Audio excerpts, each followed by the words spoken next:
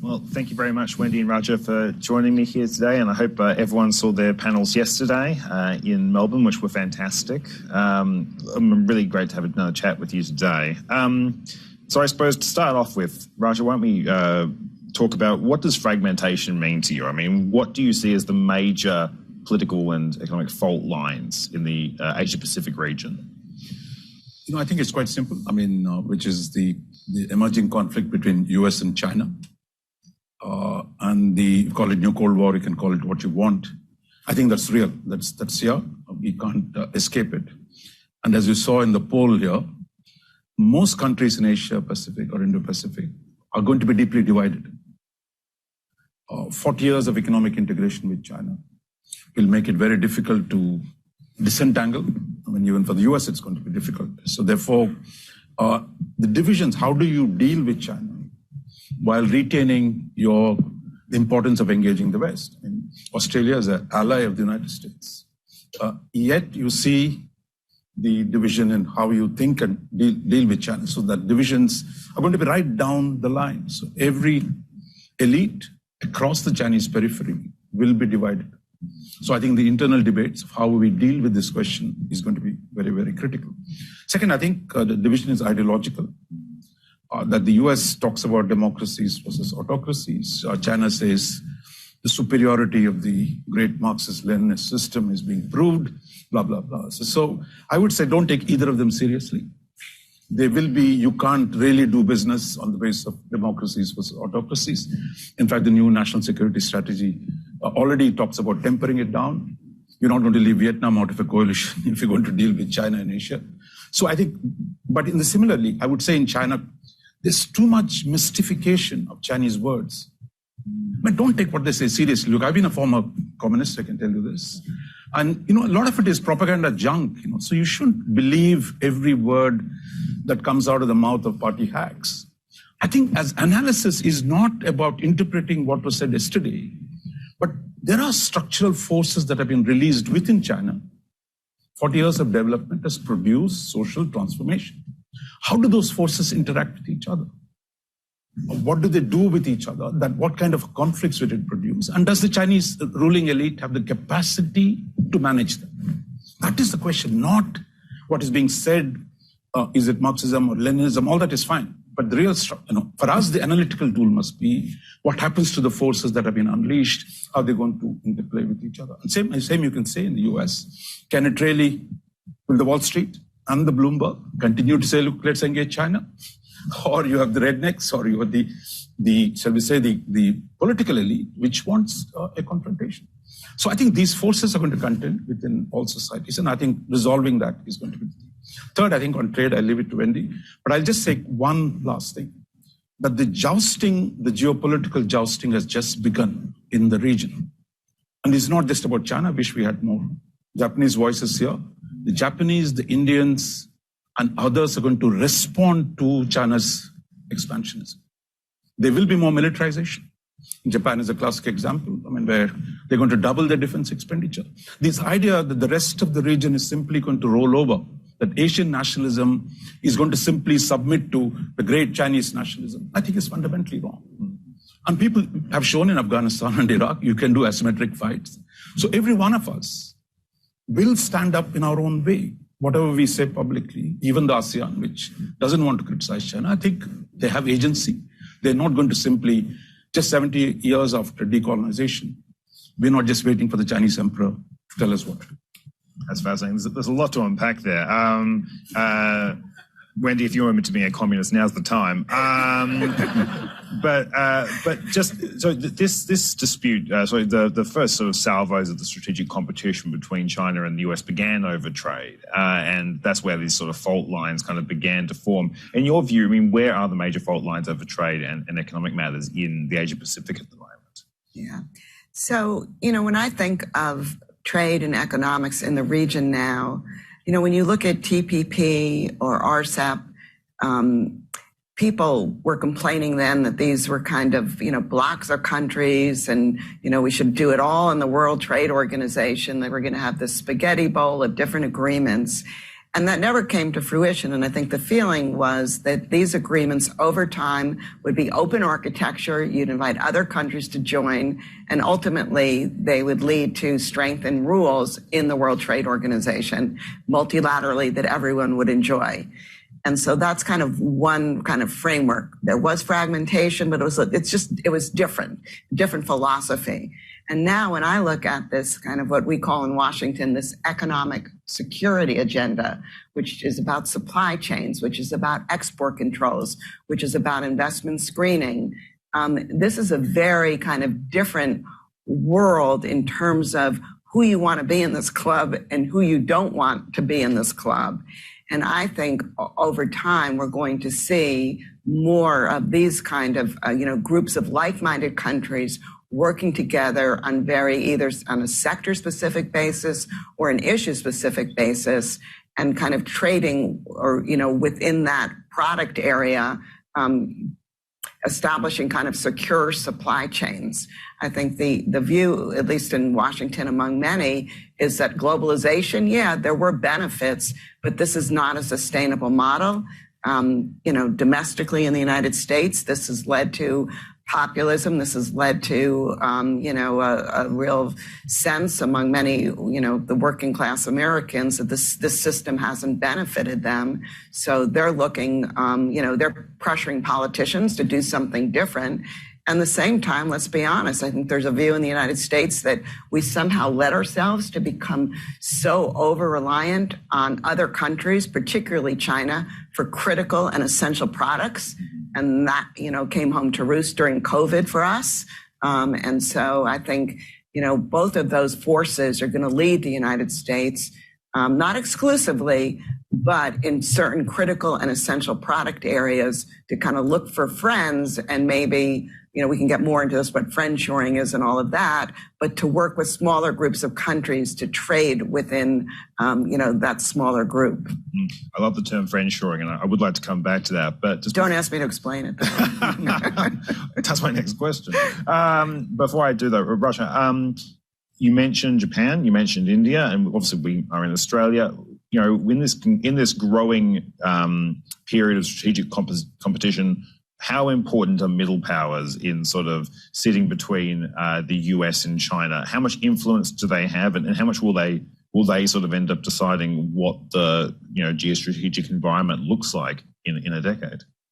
I think, I had a chance when I and Rory Metcalf, we wrote a paper on middle powers, why we shouldn't rely on the goodwill or the wisdom of Beijing and Washington, and that we should have some agency in shaping the outcomes. That is what the fundamental argument about middle powers.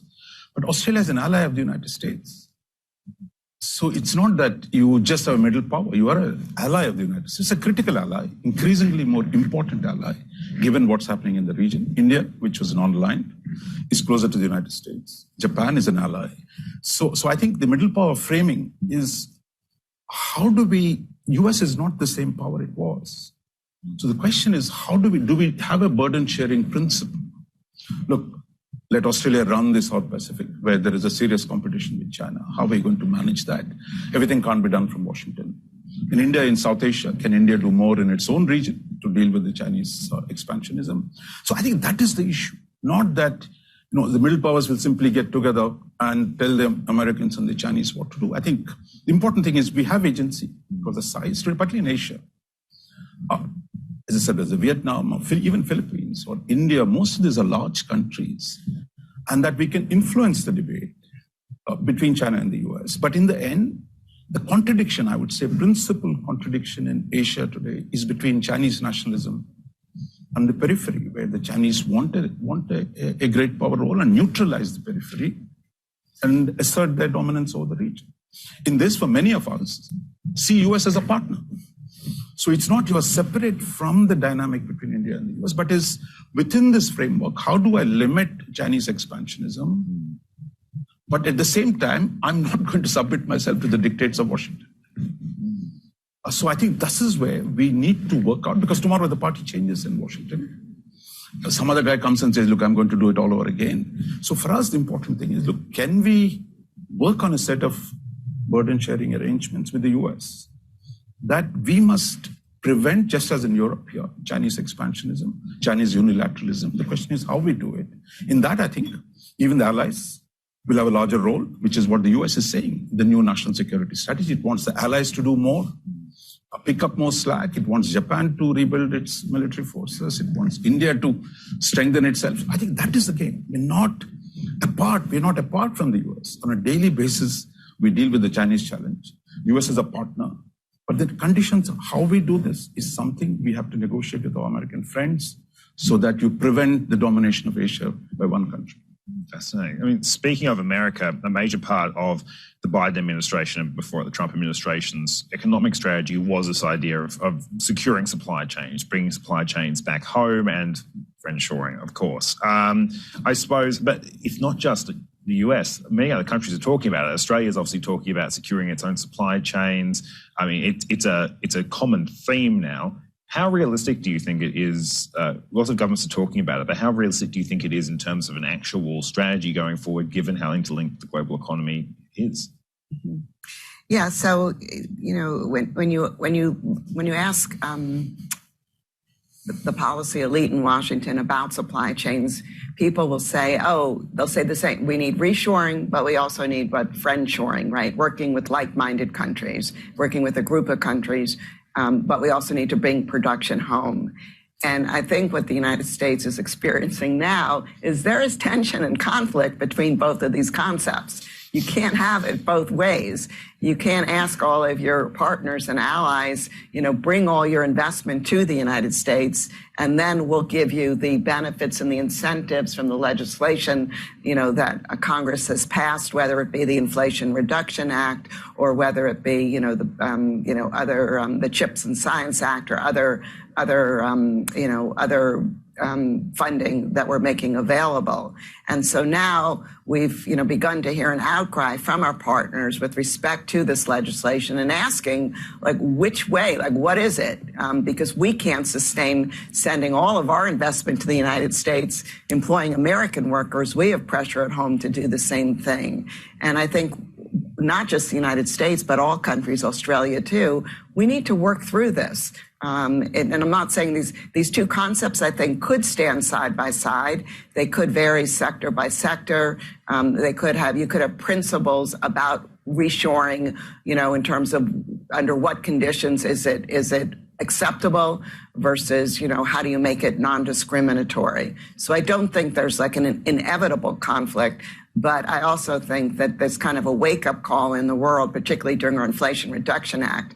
I was in Korea a few weeks ago thinking I'd go there, maybe talking about a lot of these issues. And all anyone wanted to talk to me about was the Inflation Reduction Act and how burned they felt, frankly, because here they have Hyundai, their major car company, is not eligible to receive the tax credits for electric vehicles under the Inflation Reduction Act because their cars aren't made in the United States, Mexico, or Canada, irrespective that they have a free trade agreement with us.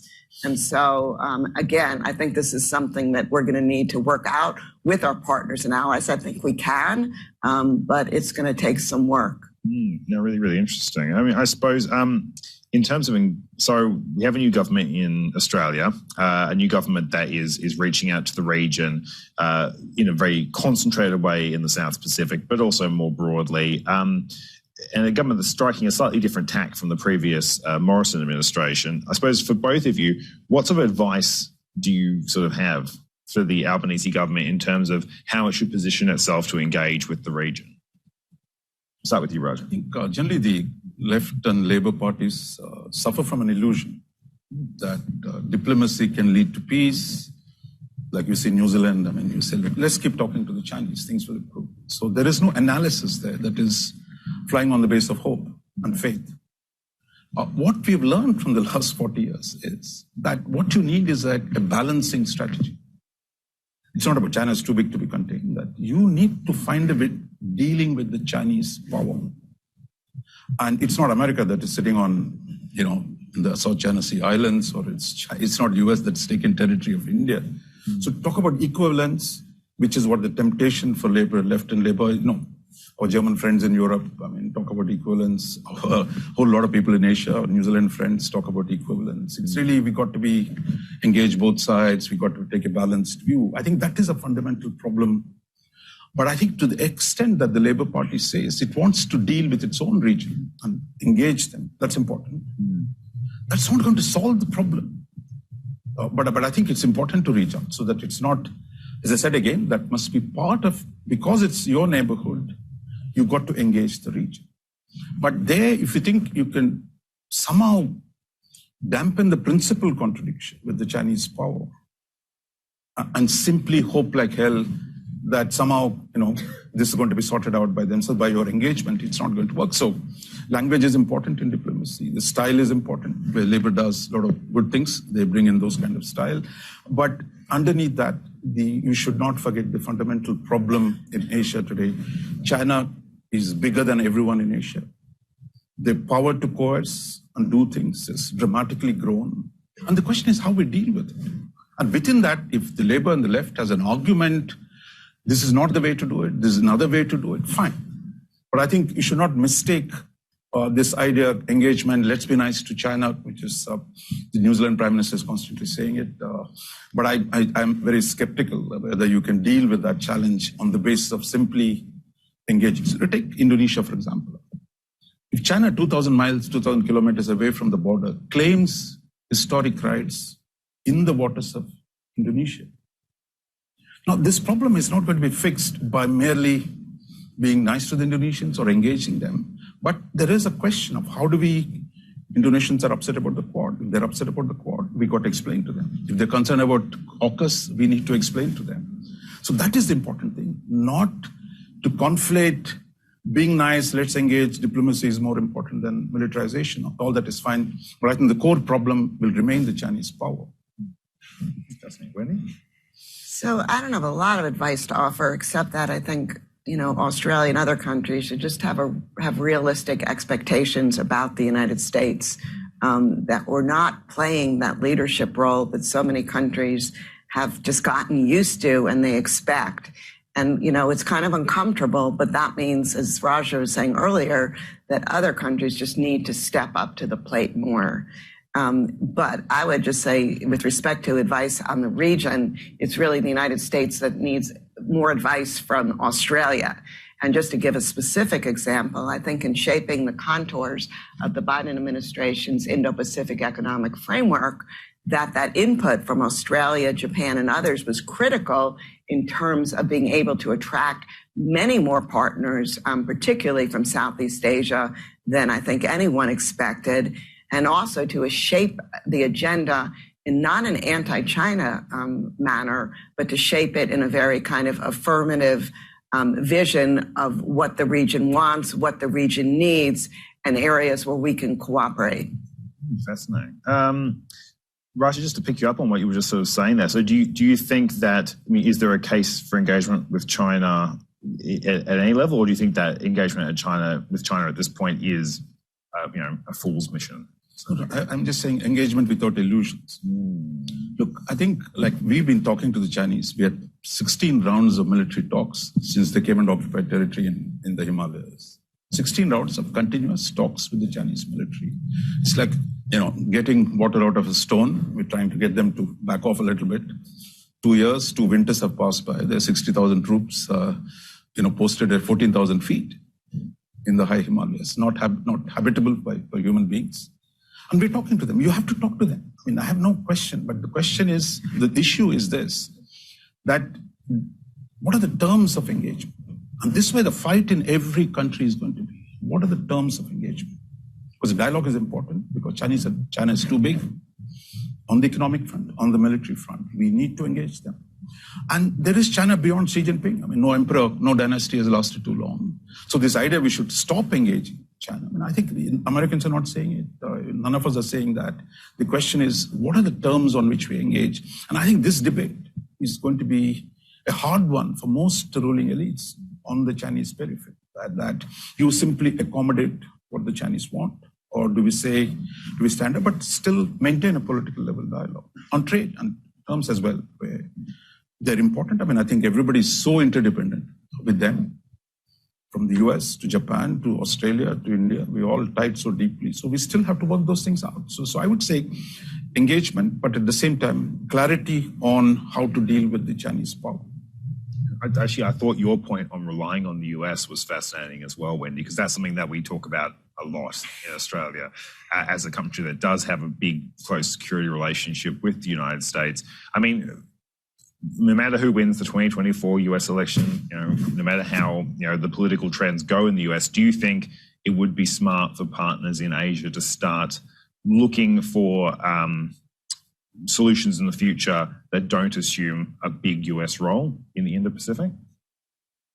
So first, can I just respond to something that Roger was saying? Because when I think about, I spent a lot of my career negotiating with the Chinese in trade and different trade issues. And when I think about engagement now, I think it's really important that we keep the channels of communication open.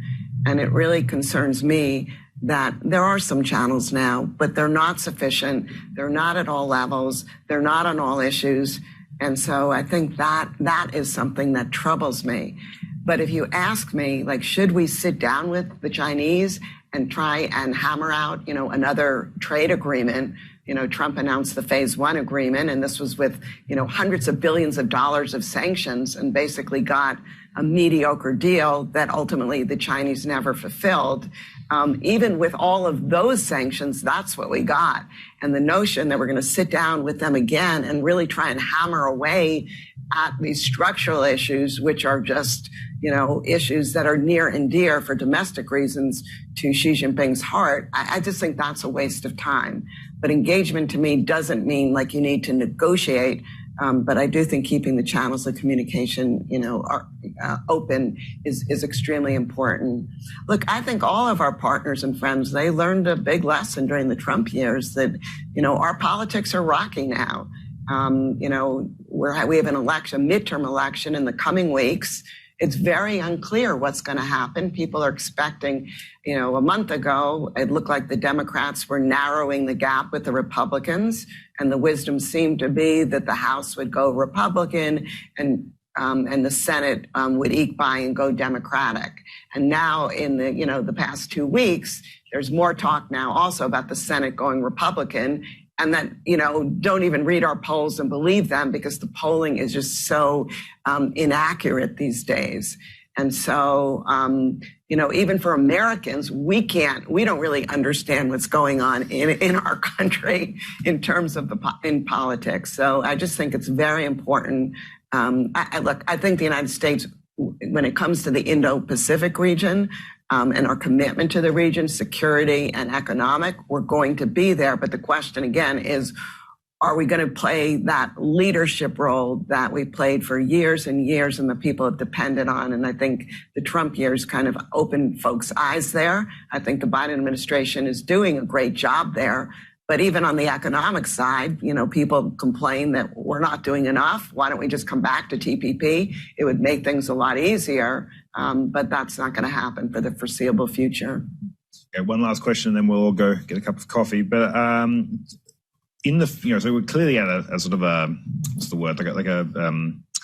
A turning point in sort of Indo-Pacific relations. And going forward, do either of you see a chance of further cooperation and collaboration in Asia, or do you think that it is just? Do you think that we are just headed for more strategic conflict in the near future? What do you think, Wendy? I think it's going to be a combination of both. I don't think it has to be either or. But I think, we need to use the phrase from, the IMF head, we need just all to buckle up. We're in some really tough times now, unprecedented crises, both geopolitically, economically. There are a lot of headwinds.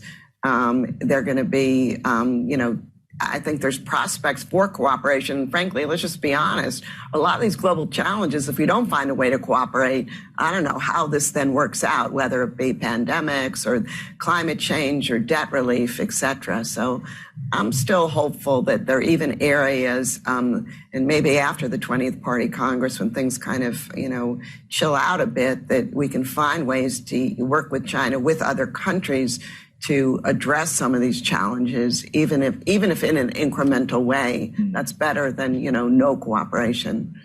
Raja? As I said, China is too big. It's our neighbor. Unlike Australia, we have actually a border, which is disputed for almost 4,000 kilometers of border. So for us, the question of actually staying engaged with China is very, very important. But I think the Chinese sense of how the engagement should go is fundamentally at odds with the whole framework of engagement, what we've had with them for the last 70 years. Like Deng Xiaoping said, look, keep the border tranquil, keep the dispute aside, let's work together. But then suddenly one morning you find troops come in and say, look, the Chinese say, look, this was my territory. I'm just taking what belongs to me. Just as South China Sea. It was always with us. So we're just taking what belongs to us. I think the shift in balance of power within the region in China's favor has given Xi Jinping a sense that he can set the terms of engagement with the rest of Asia. So for us, I think we need to continue to balance, find ways to balance. And at the same time, because Americans will go home one day and we are still going to be around. So we have to find our equilibrium with China, which involves both strengthening ourselves. If you're in Japan, you build up your defense. If you're in South Korea, you're talking about nuclear weapons. India, you're going to build more military capabilities. So I think that's one part. The other part is we got to stay engaged with China. And in the near term, we need the Americans to help us produce the equilibrium and the balance. There's no escaping from that either. So within this, I think we need to do more, as Wendy said. We need to engage the Americans more because they're going to be going through a turbulent phase. While at the same time, if we can put in situ coalitions within the region, that we work together to tell the Chinese, you can't divide us. And then, in the name of Asia for Asians, if it is Asia for Chinese, we should be able to counter that within the region. Look, I wish this conversation could continue for another 30 minutes, but unfortunately it's morning tea time, so I want everyone to join me in thanking our two guests, Wendy and Raja.